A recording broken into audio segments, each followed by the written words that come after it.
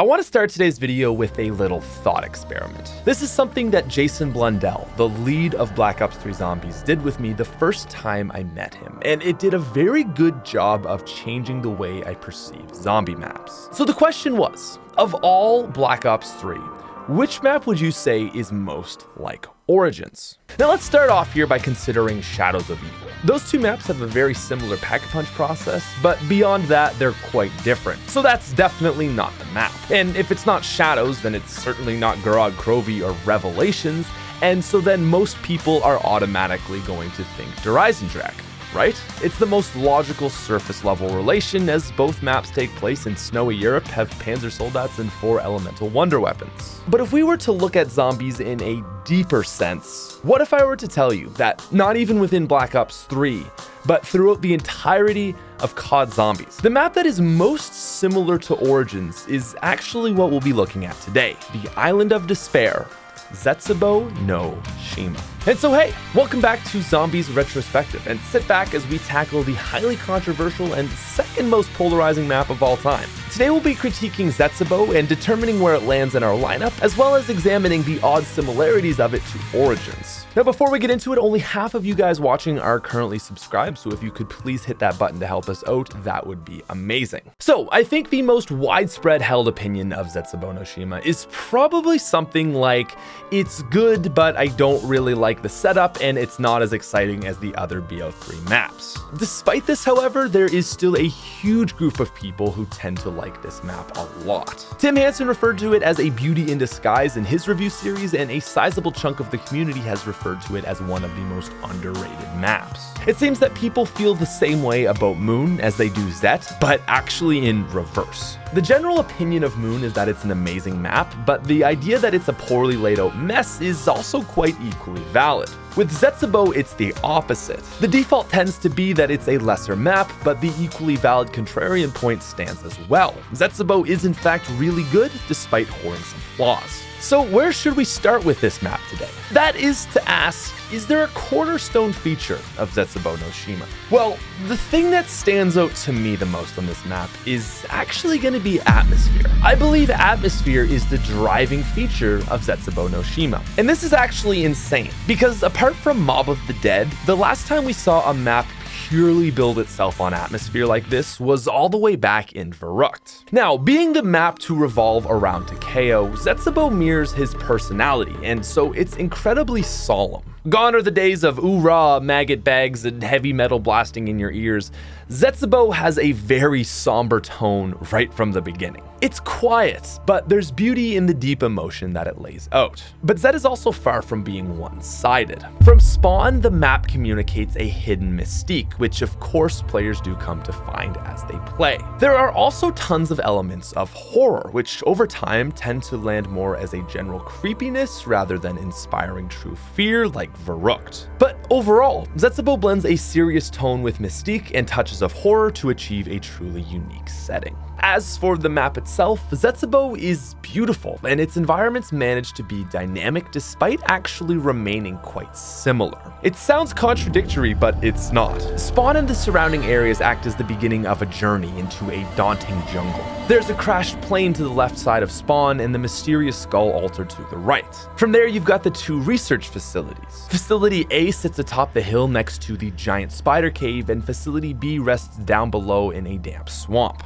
Lastly, you've got the main bunker. Full of secrets, this is your main area for almost all quests, but it's not a place you should find yourself doing too much fighting here, as it's extremely tight. Overall, Zet is a map that doesn't really have a single defining structure or vastly different areas, but instead lots of small unique places which are blended quite seamlessly. As for the soundtrack, as always with the sound team, it's done impeccably. While I can't say I love the songs quite as much as other maps, there's no denying that they go far enough to be what actually defines the feel of the map. They're not bangers, but they elevate the experience in the context of the environment, which is ultimately the end goal of all background music. If you listen to the soundtrack, so much of what I describe Zet's feel as is coming directly from these songs. The mystique, the sadness, even the fear, it all stems from the score, and again, is just perfect. Now, with all that considered, I think the next thing to talk about is the map, gameplay, and features. Unlike Durizendrak and Shadows, ZETSUBOU doesn't draw from its Black Ops 2 descendants near as obviously or as much.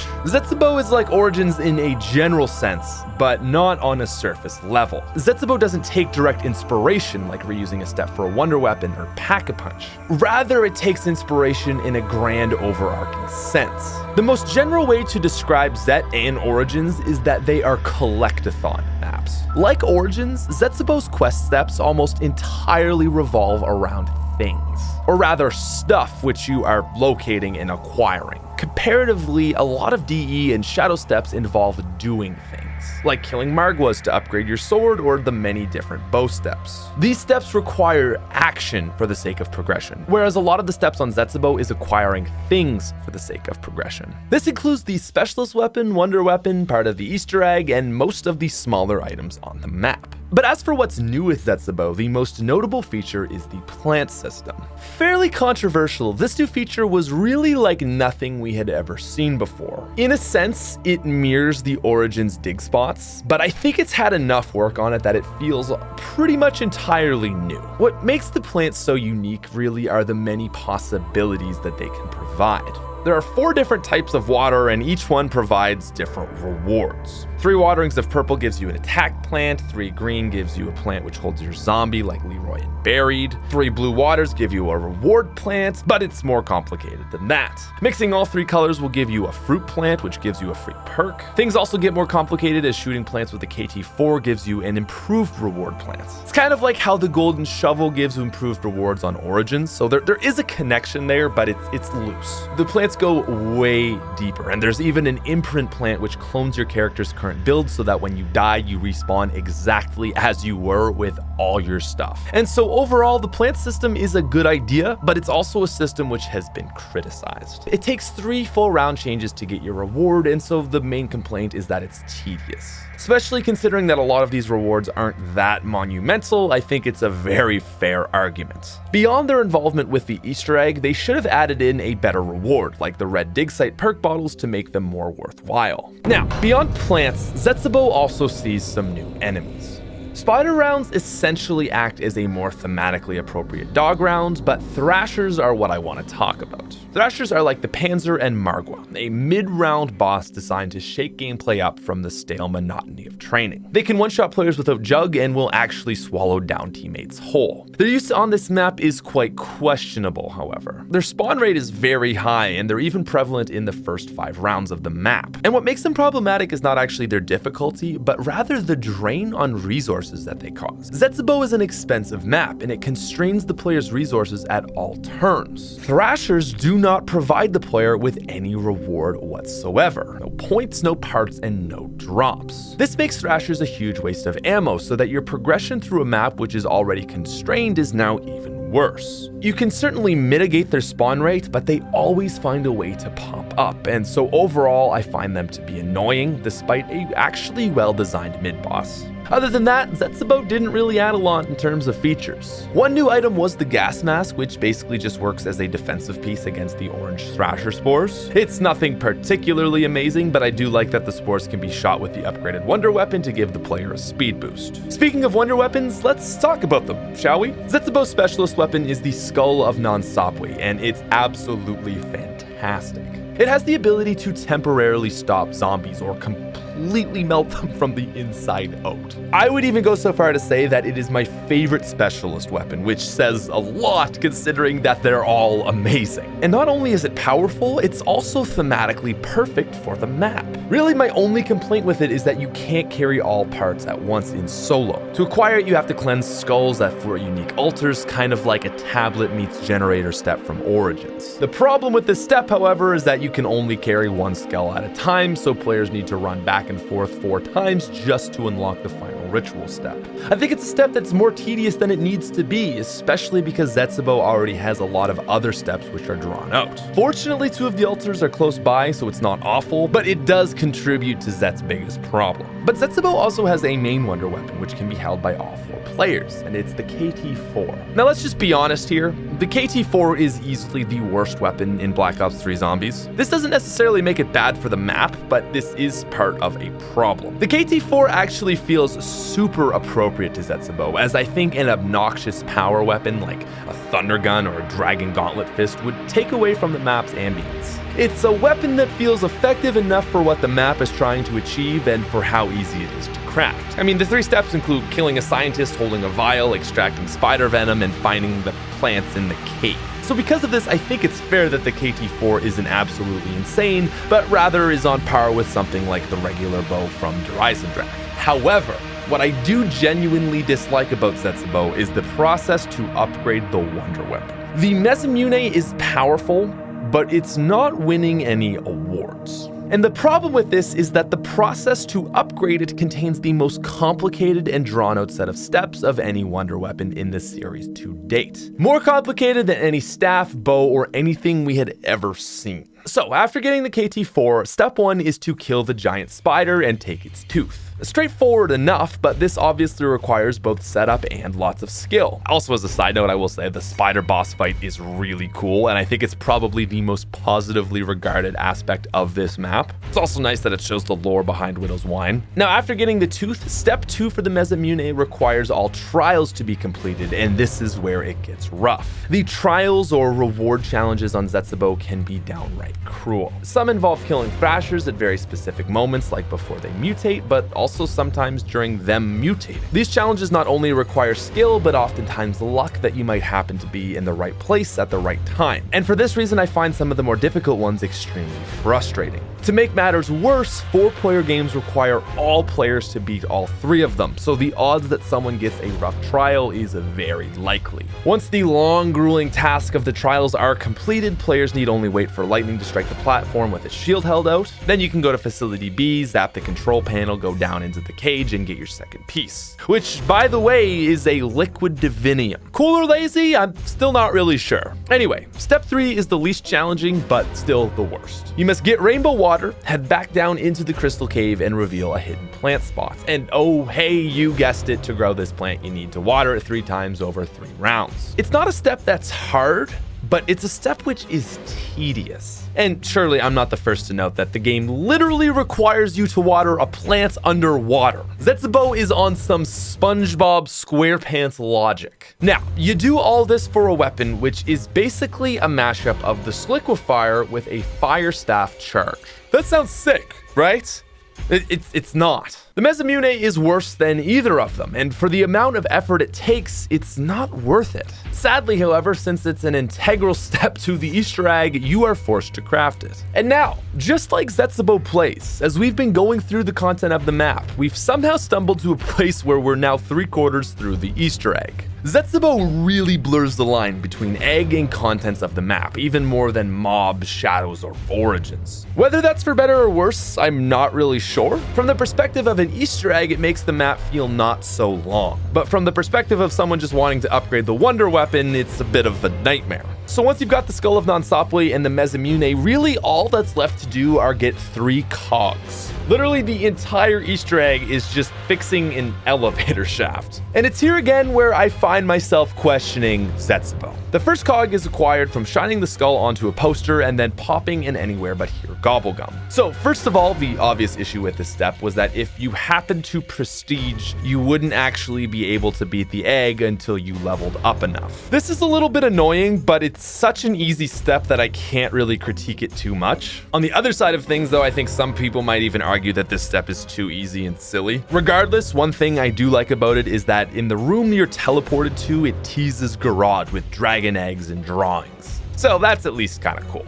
Now, while the second cog also requires you to finish your trials, its actual step is pretty fun. This is the zipline step. So to do this in co-op, players need to ride the zipline and then have a teammate bash the console with an electrified shield. If done right, they drop down onto the dock, but if done wrong, they die and lose everything. In solo, it's easier as the player gets to control it themselves, but overall, it is an unforgiving step. I hate the trial requirement, but as a step in its own, I think it's perfect and very true to the chaotic roots of COD Zombies. But the third cog is really where I draw the line on starting to hate the ZETSUBOU Easter egg. Because, oh yeah, it's another plant step. So, credit where credit is due. To actually get the third cog, you have to time a shot of an anti-aircraft gun and shoot down a plane. While not blow up the moon level cool, it's by far the best step in the Easter egg and is pretty cool still. However, to actually get the bullet, well, that's not so awesome. Remember that special plant we talked about? You take the blue water and then fertilize it with the KT4 or Mesamune to get a better reward plant? Well, yeah, one of the rewards is an artillery shell you need to take the plane down with. And oh boy, that means passing through 3 rounds for the chance to get it. Now, in my game, it took 5 attempts, 5 plants to get the bullet. Generally, the most amount of plants a player can practically maintain is 3, and so that means I had to do 2 full chunks of plant growing to get it. Now, on average, players will probably get it in their first set of 3, but it's not guaranteed. And so if you get bad RNG, then you have to fly through another 3 rounds. That's like 6 or 7 in total. It's just frustrating. I think to have maybe 1 plant step would have been fine, but 2 is just too much. And like watering a plant underwater, it doesn't even make sense. Like, I'm very used to COD zombies and all the ridiculous ways we get things. I have no problem believing these types of magic when it comes from a seemingly mystical, otherworldly source like Samantha or Monty, but when it's coming from a plant, it just feels really lame. But anyway, once you get your 3 cogs, it is now time for an elevator ride straight down to the depths of what is a very boring boss fight. If you can even call it a boss fight. I'll ask you, like, what is the boss here? It seems to be a giant thrasher that's stuck in a cage. Is it Takeo? I honestly still don't understand. But regardless, it's a boss which doesn't actually move. It doesn't engage with you. It's literally just an obstacle that can crush you. The real boss of this fight is the endless wave of thrashers. Those are the enemies you deal and interact with as you simply wait for the tree thing to expose itself. I think overall it's a pretty disappointing boss fight to end an egg which wasn't spectacular to begin with. However, one thing that is very important to note on ZETSUBOU is that map has 2 boss fights. And I think the spider is enough to redeem this map in the category of boss fights. Now, Gurad and DE clearly sit above Zet in this general category, but they don't entirely shadow it. While Zet's main fight is overwhelming, I would argue Zet as a whole provides a solid boss fight experience. It's certainly more satisfying than both Shadows and Revelations. The spider serves the purpose of gigantic, scary spectacle, and the main fight serves the role as a final showdown. And so when you add them together, I think they provide enough that should satisfy players who are seeking boss encounters. So while it might be easy to rag on the main fight, I think as a whole, ZETSUBOU does the 3rd best job with boss fights in Black Ops 3 when you consider that the map actually gives you 2. It's certainly more impressive than the likes of Revelation, Shadows, and anything in Black Ops 2 zombies. And the cutscene that players get for beating Zet also does very much to redeem any feelings of being underwhelmed from the fight itself. ZETSUBOU's ending cutscene is heart-wrenching. Takeo meets with his Ultimus self, who instantly recognizes Primus as him. The two share a very intimate conversation, and Ultimus Takeo reveals that the Emperor, the person that they've been serving their entire life to, and also a literal god in their worldview, has betrayed them. Primus Takeo is shocked as he learns the truth of his reality, but he regains his composure and informs Ultimus of what must be done. And so then, in the most honorable and respectful ways, Takeo remarks that most people do not get to choose how they leave this world, and he elects to commit seppuku, asking for Primus to be his second, or kashakonin. And so I think this cutscene does 2 things. First of all, it elevates Ultimus Takeo. Takeo was always the 4th of the original crew, with even Treyarch acknowledging through voice quotes from the other characters that he was the lamest. And so it makes me happy to see Ultimus Takeo revealed to actually be better than the other 3. He's elevated from my least favorite to my favorite in a matter of 2 minutes. He shows discipline, honor, and a sense of duty, which is so much more than the other 3 can boast. It's really here where we realize that of those 4, Takeo was the only sane one, with his main character flaw being an over-allegiance to an intense ideology. As for Primus Takeo, it's a great moment for him too. He finally learns the truth about the Emperor, and this marks a changing point for him. No longer can he rely on his blind allegiance to his ideology, and so now he has to learn to think for himself and establish his own beliefs and morals.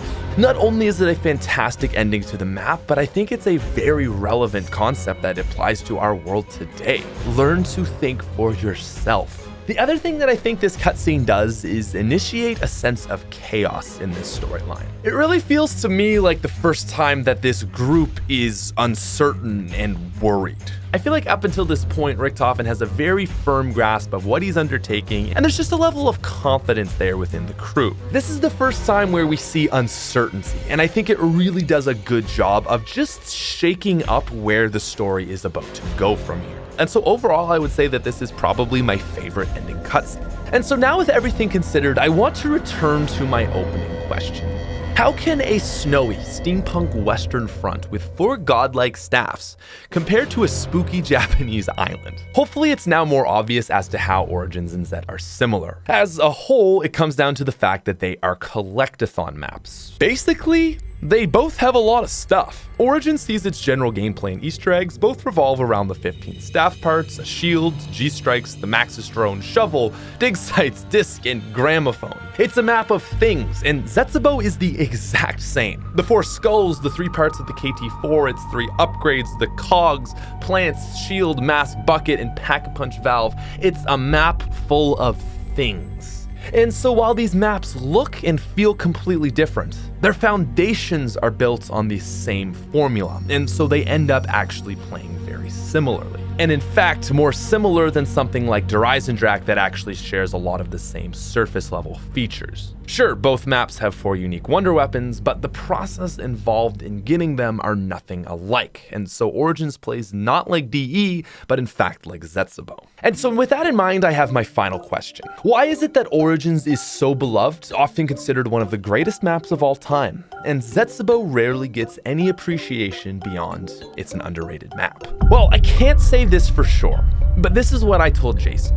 I think it comes down to reward and meaning. Origins sets itself up as an otherworldly, grandiose quest, and so it doesn't feel like you're being asked too much. Origins also provides the player with the most powerful set of tools the series had seen. To get them was a complete journey. It took guides and hours of setting up, but the reward is ultimately worth it. And this is the fundamental reason why ZETSUBOU is less appreciated. First of all, ZETSUBOU asks the same thing of players as Origins does, but it doesn't deliver when we achieve its demands. Instead of an ultimate ice staff, we get the Mezamune. Those in and out of themselves just do not compare. It's just not worth the cost to reward ratio. But I think it actually goes even deeper. When you upgrade a staff, think about how rewarding it is. The icon pops up with the staff outlined in red, and Samantha chimes in with, "Though lost for centuries, the power of the ice staff is now in your hands." It's so grand, and the game makes you feel like you are now a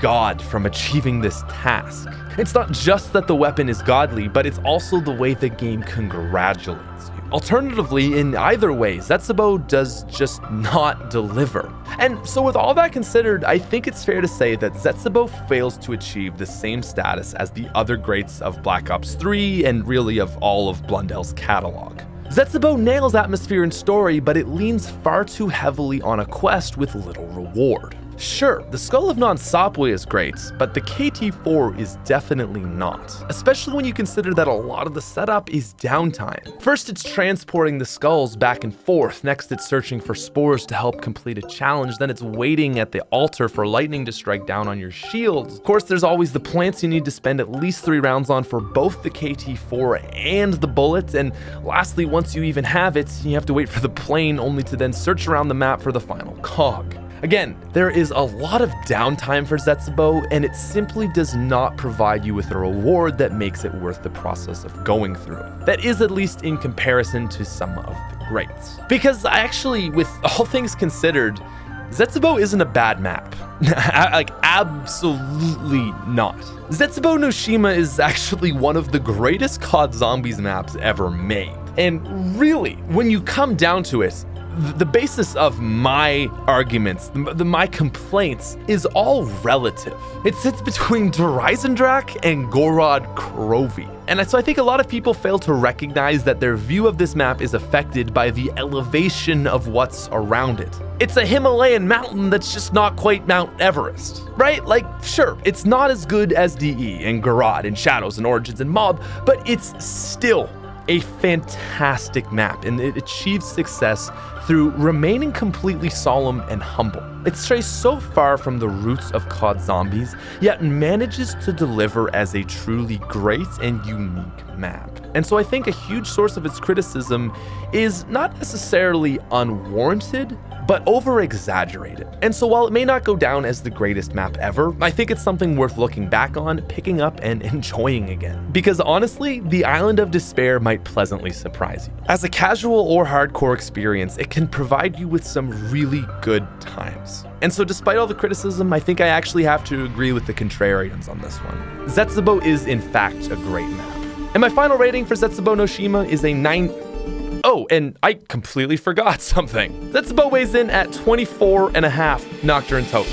But anyways, ladies and gentlemen, God, where are we? With all that said, ZETSUBOU no Shima is a very strong map, and my final rating for it is a 9.3 out of 10. S tier.